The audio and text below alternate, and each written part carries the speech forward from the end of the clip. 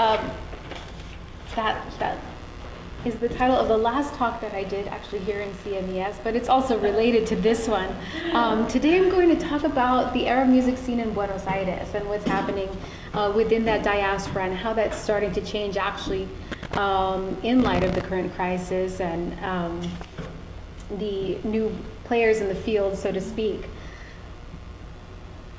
Any given night in Buenos Aires, one can enjoy food, art, live music, dance, originating from hundreds of countries across the globe.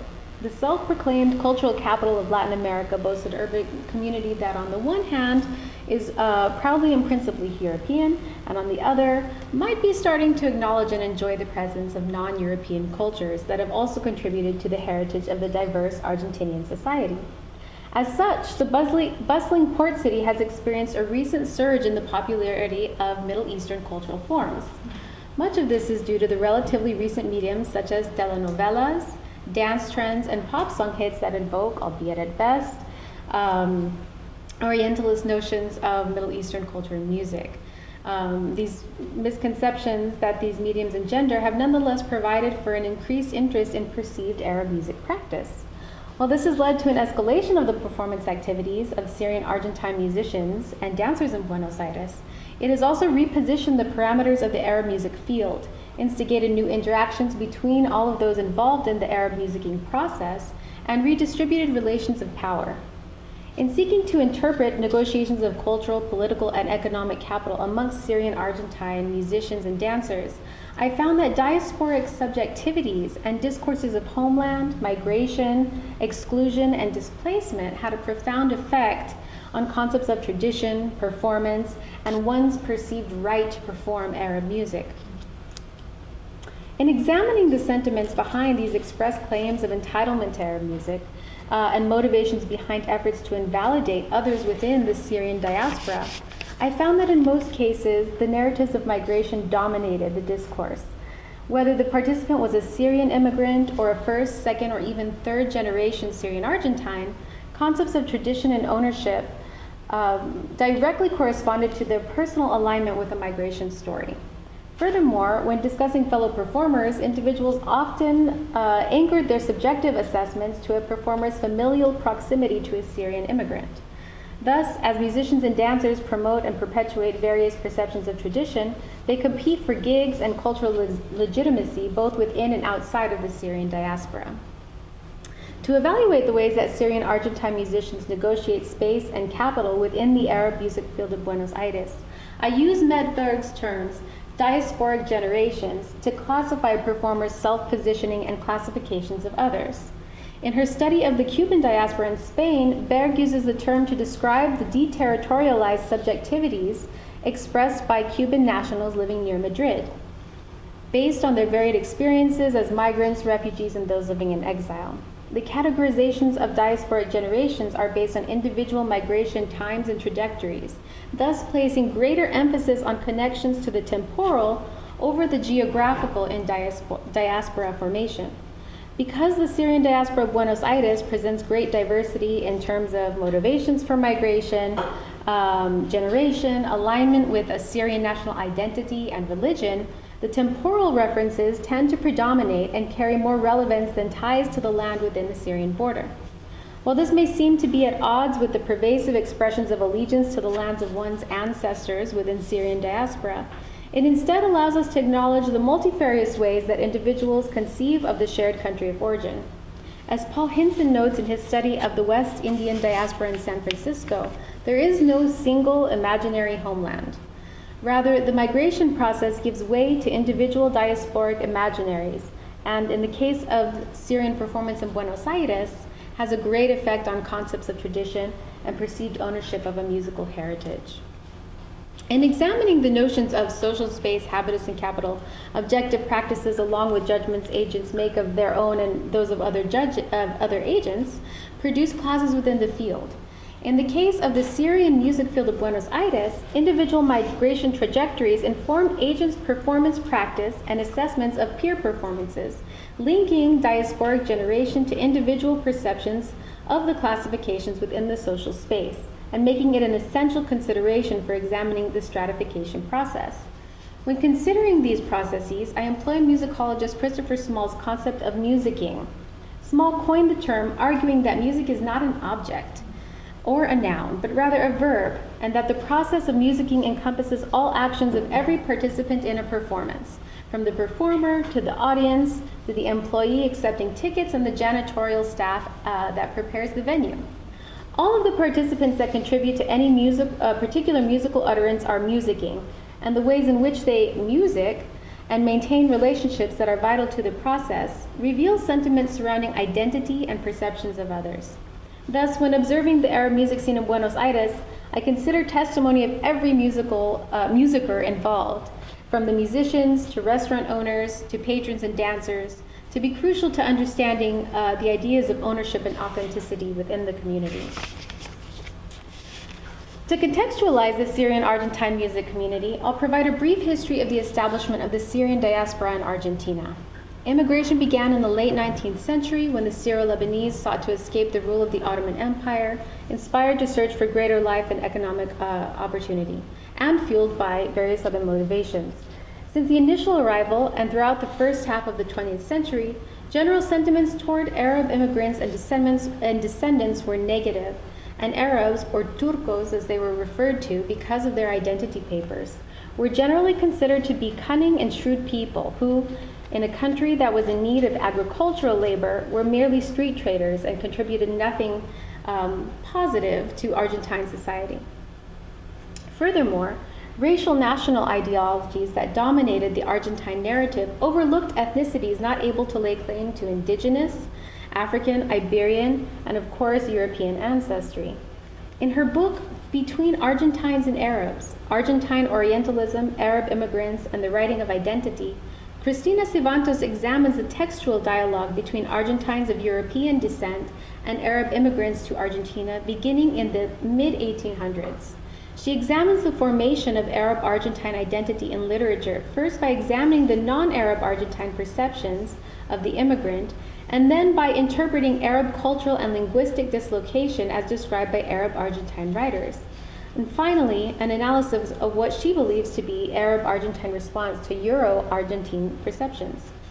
Nationalist movement from the late 19th, well into the 20th centuries, not only failed to include the Arab Argentine population, but supported anti-Arab sentiments. In a recent interview I conducted with Daniel Perini of the Argentine Ministry of Foreign Affairs and Integration, Perini stated that he estimates the Arab population to actually be the third largest after the Italian and Spanish populations in Argentina.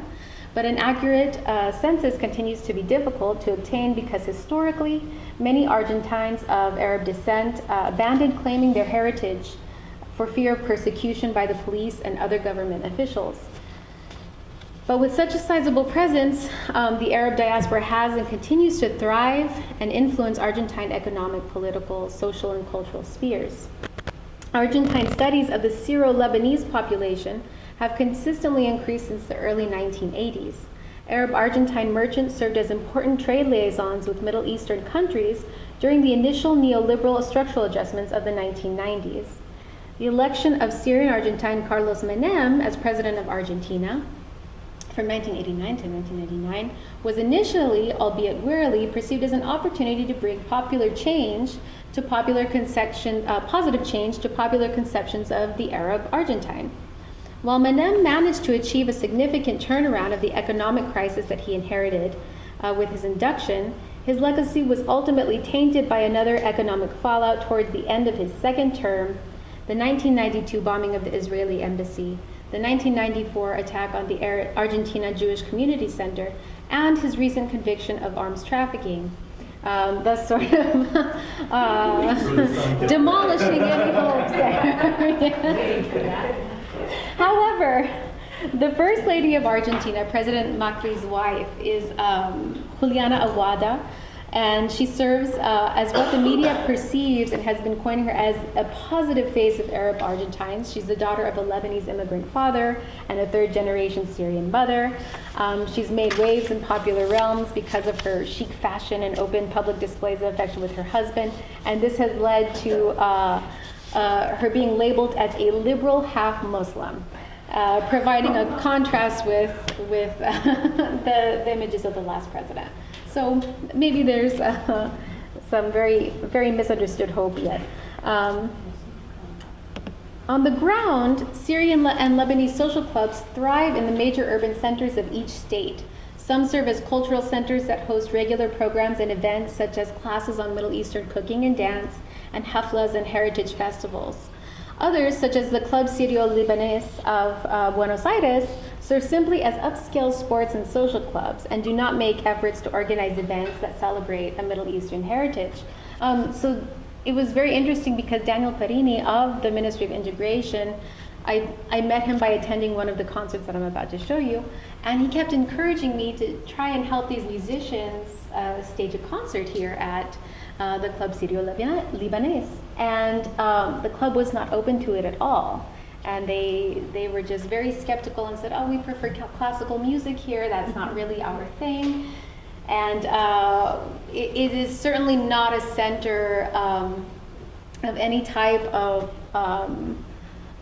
cultural event or festival in Buenos Aires. There are very active ones in Tucumán and Rosario, but in Buenos Aires it's a very interesting scene where this stays quite separated. Most of the people that I interviewed that work at the club also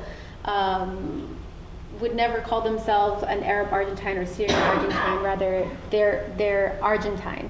And there is no hyphenate allowed. And one man said, yes, in America, you know, he brought up the whole soup and salad philosophy. You all are a salad, but here we are just soup, and we are Argentinian. There is no Syrian Argentine, yeah. No croutons in sight, so it was very interesting, but it stayed very, very separate, again, aside from you know, organizing tennis matches and such from the Middle Eastern community. As of 2016, Argentina had committed to accepting 3,000 Syrian refugees, a commitment that Foreign Minister Susana Malcorra claims is important for Argentina because it is a country of immigrants and must welcome those in need. But as of September of 2016, or the same year, the process remains stalled. They haven't really done anything, and at most maybe have accepted 300 refugees since the crisis began in 2011. So not too much hope for Argentina so far, for any immigrants in Argentina, or refugees in Argentina. Well, it seems the place for the Syrian and Argentine politics and society then is still precarious. Popular entertainment continues to present various facets of the so-deemed Arab tradition that allow Argentines to engage with perceived Arab culture through various shared mediums.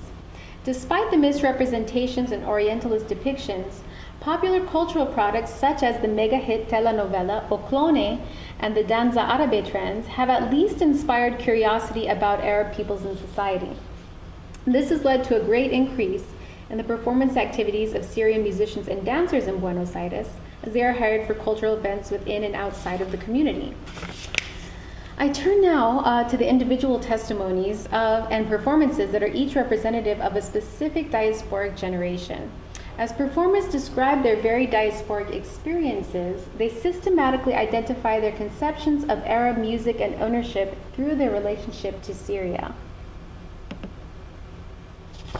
So the first musician I'd like to talk about is Daniel Binker Duek. He goes by Maestro Binker. And you can see him here. This is a promotional poster for his Arab Music Conservatory that he just opened. He's a first-generation Syrian-Argentine. He was born and raised in Argentina, but returned to live in Aleppo, Syria, his mother's hometown, for a little over 5 years in his 20s.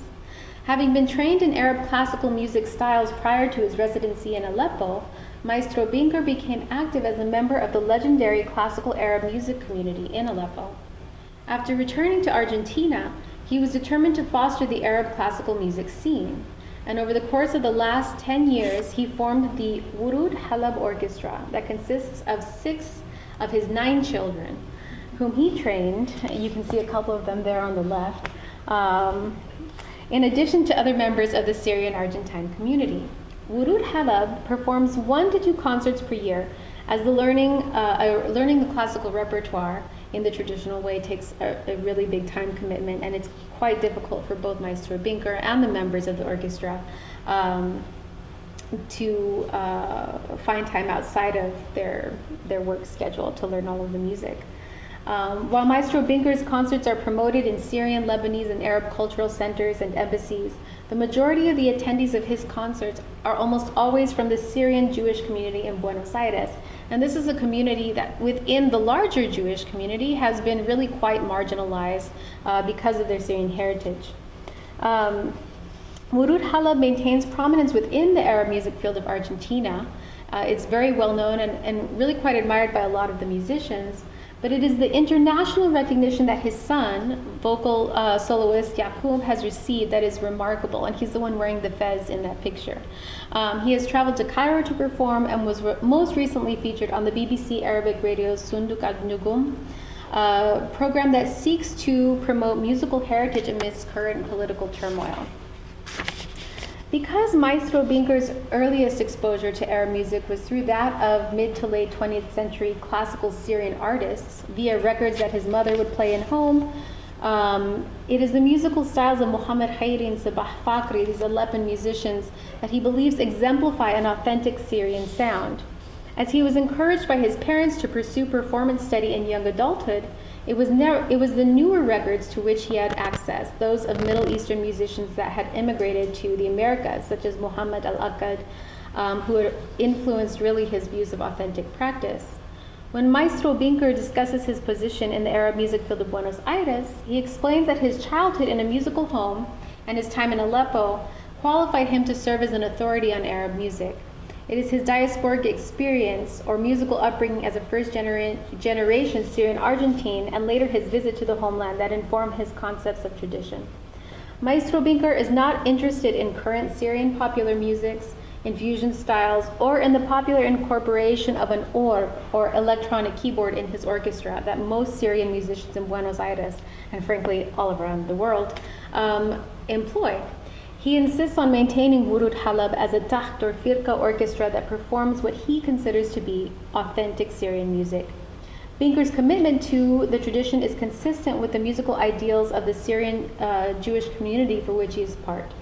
As described by K. Kaufman Chalamet in Let Jasmine Rain Down, Song and Remembrance Among Syrian Jews, for the community that left Aleppo and formed diaspora in the Americas throughout the 20th century, the Arab musical world, as they left it, continues to be an important source of musical concepts, both for the classical Arab music tradition and other genres and song styles. Thus, the traditions that Daniel Binker perpetuates are consistent with that of his diasporic generation and that of his community. So now I'd like to play a recording for you of Wurud Halab performing Belash Jabusni, so that you can hear Jakub, his son, Jakub Binker, sing. And hear a little bit of this incredible group, because if you didn't know, it came right out of the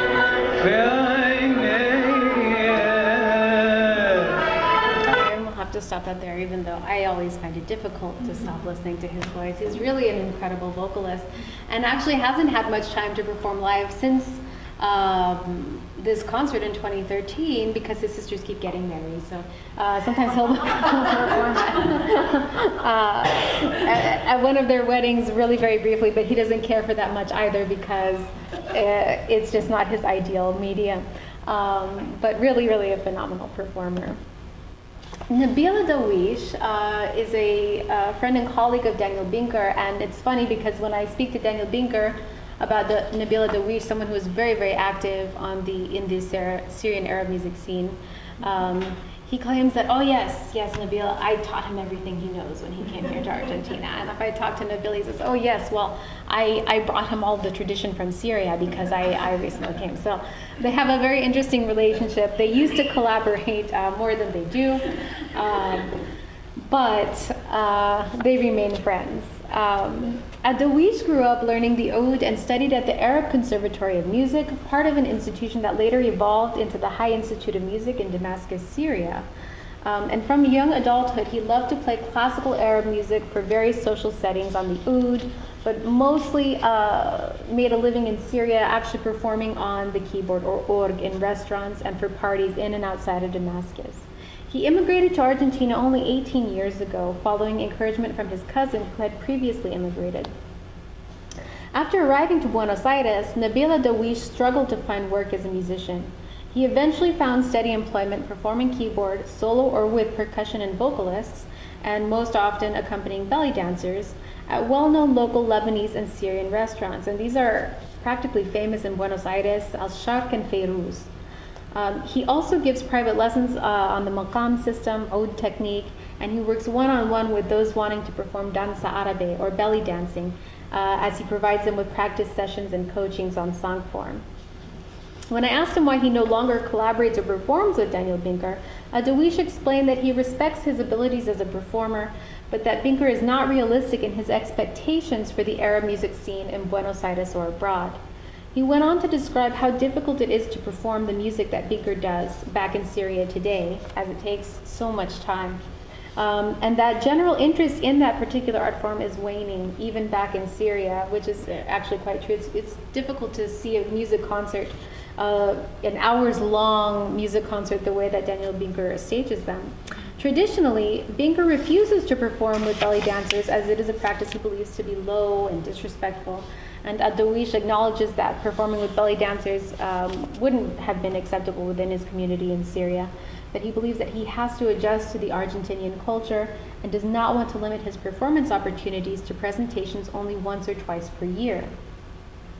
Furthermore, the restaurant owners, and really this is the most lucrative place for him to perform, of Al-Sharq and Feiruz, consider the belly dancers to be essential to drawing customers to their establishments. So the only nights that they permit musicians to perform without a belly dancer are their sort of off nights, Tuesdays and Wednesday nights. And so that's not very really attractive to a Dawish at all. He doesn't feel that he's compromising any part of the tradition or himself as an artist by performing with belly dancers in restaurants, because it's not only lucrative, but he believes that it allows for Arab music to be shared with a public that otherwise would not be exposed to the music. And perhaps he feels that he's contributing to the survival then of this art form. In addition to his use of keyboard, because it has been ubiquitous in Syrian performance practice for decades, he believes it's not only acceptable, but an instrument that is really a necessity in his field of practice. Dawish's diasporic experience provides him with a different perception of the Syrian music field in Buenos Aires.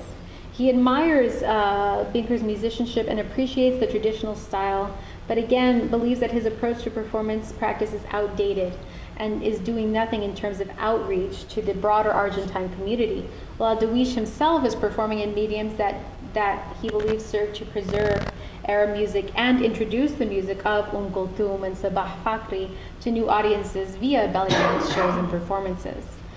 While Binker believes that replacing string instruments with an electronic keyboard gives way to convenience while weakening the Arab classical tradition, Dawish finds that Binker's reluctance not to use one only hinders the flourishing of the style for today's audiences. The beneficial agency that one acquires while allowing for innovation, as described by Nabila Dawish, is not unlike the testimonies provided by Ann K. Rasmussen in Theory and Practice at the Arabic Org, Digital Technology in Contemporary Arab Music Performance. Throughout the article, Rasmussen demonstrates the ways that Arab keyboard players in Detroit in the 1990s accept the technology of electronic keyboards or synthesizers as part of their overall efforts to make their musical expressions as lucrative and available to the widest audiences possible. Dawish's willingness to accompany belly dancers on the keyboard is motivated by sentiments in the same vein. So let's watch one of his performances here at a Sharq restaurant. Oops, there we go.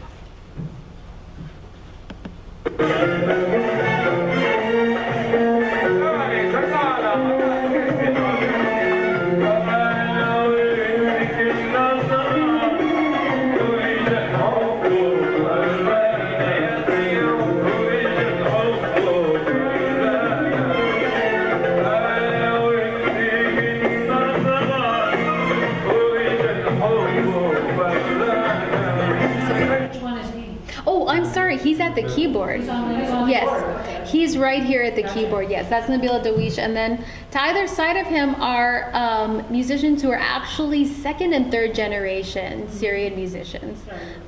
So on the percussion instruments, and then we've got electric guitar right there. And the people that you see dancing, these are regulars at these clubs. I mean, like religiously there, yes. Every single week. And a lot of them are maybe third generation Syrian-Argentines and know basically nothing else about the culture except food and whatever they see at a Sharq restaurant every week when they go to eat kibbe and tabbouleh. So it's a very interesting scene there, and the restaurant owners are really interesting as well and have inherited these restaurants from, both of them were inherited from immigrants directly from Syria and Lebanon, but have really chosen to move in the way of belly dancing venues rather than just food. Okay, speaking of belly dancers, the next person I'd like to talk about is Marlene Toufle, who's a 22-year-old belly dancer who frequently performs with Nabila Dawish. She connects to a Syrian identity through her paternal great-grandparents who immigrated to Argentina from Syria in the early 20th century, and who she believes to be the last generation within her family that knew about Syrian culture beyond the food, beyond the cuisine. She was born and raised in a suburb of Buenos Aires and frequently travels into the city to perform with bands run by musicians and various dance troupes. She began belly dancing at the age of 14 when it became trendy due to the popularity of the Brazilian telenovela O Clone and the recording artist Shakira. Toufle explains her desire to belly dance as one that came natural to her when she heard Arab music styles on TV and radio, similar to the music that she occasionally heard her grandparents play. She feels that the attraction to it could be due to her Syrian heritage and her desire to learn more about the culture. She enjoys performing for audiences several times a month and attends and teaches belly dance classes weekly. In efforts to make her performances more authentic, she's traveled to Chile in order to attend belly dance workshops held by dancers from Egypt. While she understands that belly dance has negative associations in Syria, she believes it is a worldly dance and has a universal appeal to femininity, and that by performing it, she provides audiences with a taste of Arab culture through a distinctly female dance. She puts a lot of effort and actually invests all of her earnings from her part-time job and from teaching belly dance into these elaborate costumes and staging. So belly dance has really become her life and her sole focus. Speaking about her performances with Nabila Dawish, Toufle says she believes that he has a good sense of how to accommodate dancers during a performance. She admires his musicianship and enjoys the opportunities to dance to songs of such legendary figures such as Kulthum. She understands that Nabila Dawish relies on dancers like her in order to make a livelihood. So she considers a lot of what she does to be helping musicians in some way, or helping these musicians.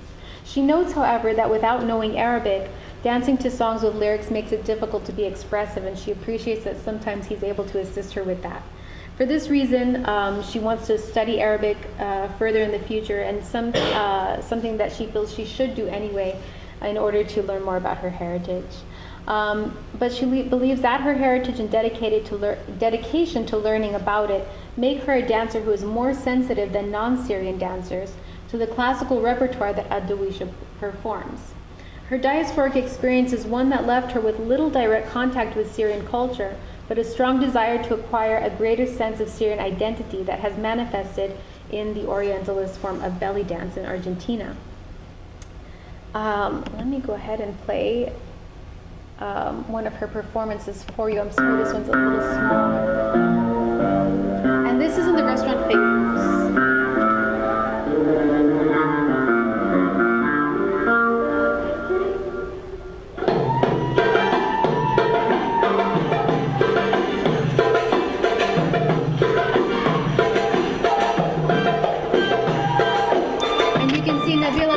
Back up there on the keyboard, and the same percussionist assisting.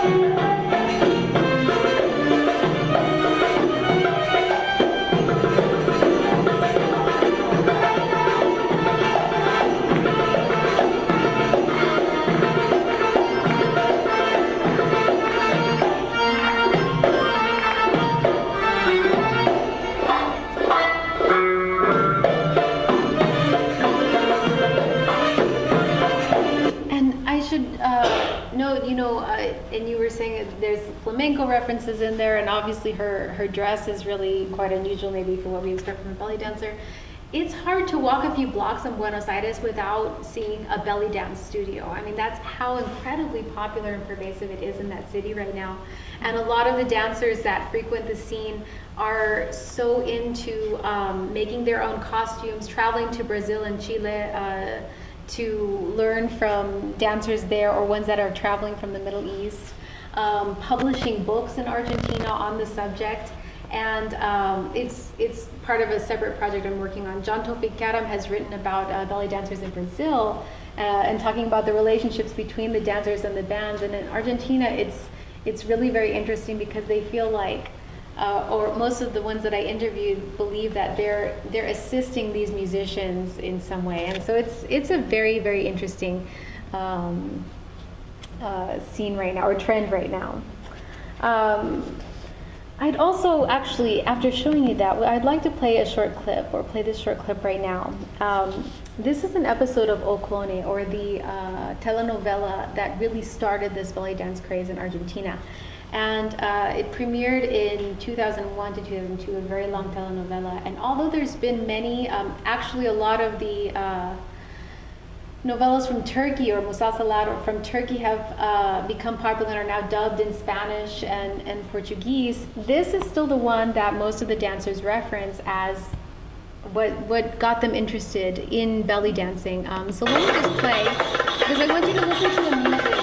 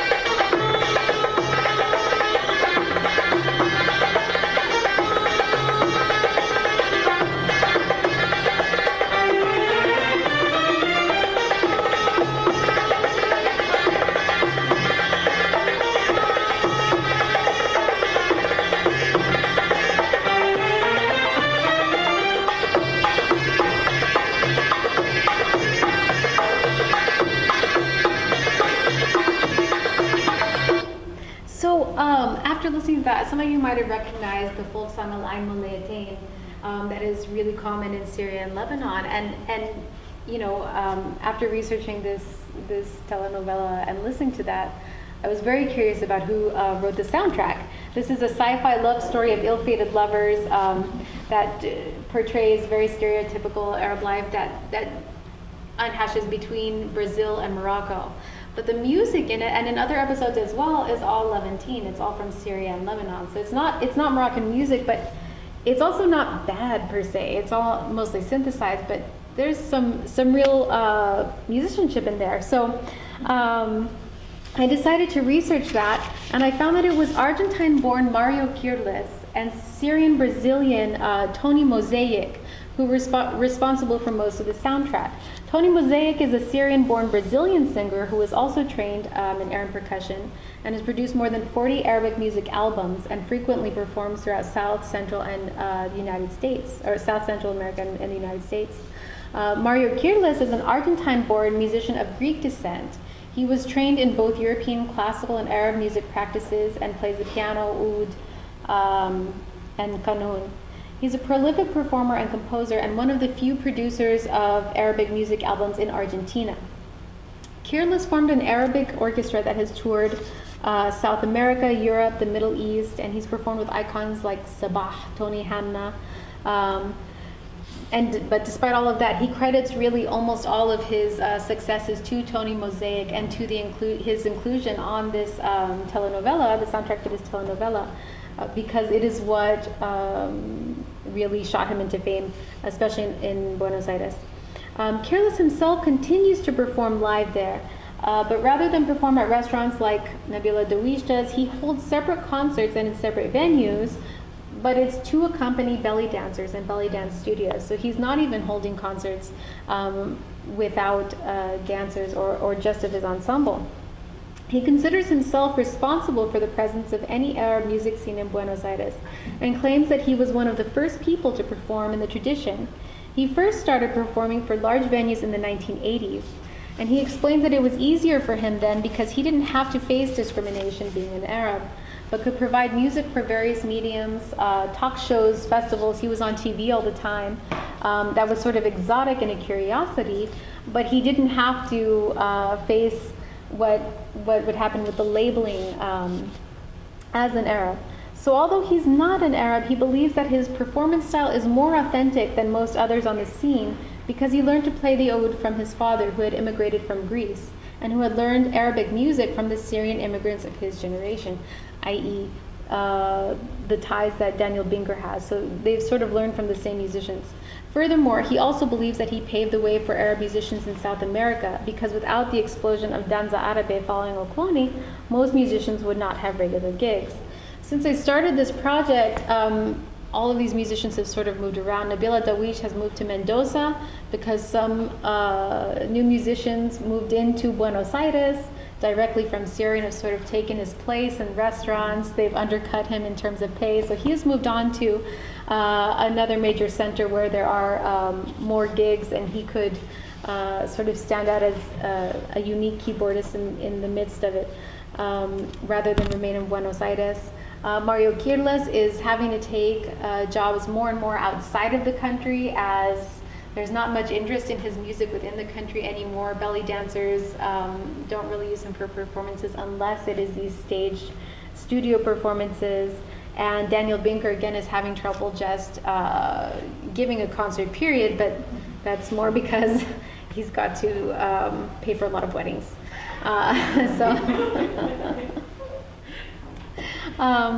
Nonetheless, the subjectivities expressed by these individuals of three diasporic generations and various musicking and musicers involved reflect diverse perceptions of the Syrian music field.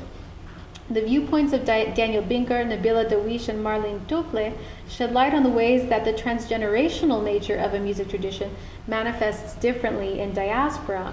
They're all linked, they all work together and respect each other in some ways, but each believes that they hold more importance in the scene and contribute more in their own ways.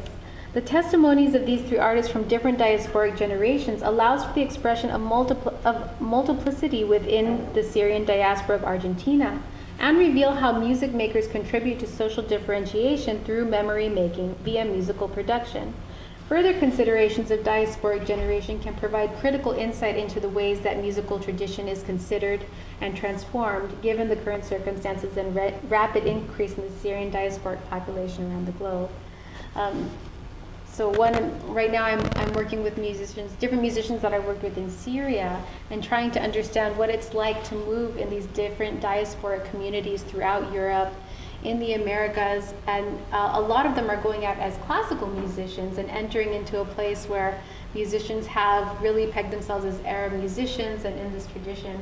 And so I'm really interested in finding out how this is going to play out. Some have actually turned back to playing Arabic music, something they sort of abandoned years ago in order to make a living. But there seems to be very different testimonies as to, okay, what is traditional? How are we going to perform? How are we going to represent ourselves? So it's something that I think is going to be really interesting in terms of observation, future observations across the globe. Thank you all so much for attending today.